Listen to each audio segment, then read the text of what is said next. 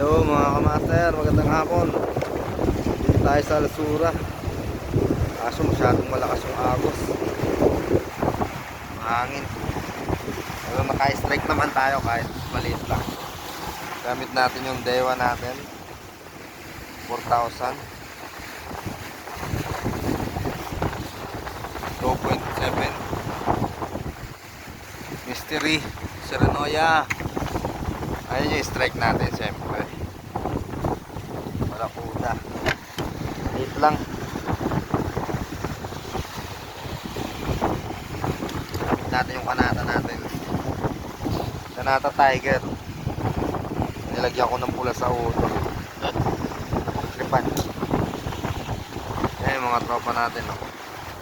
Kasama natin si Master Chris. Ayun, nag-aagis.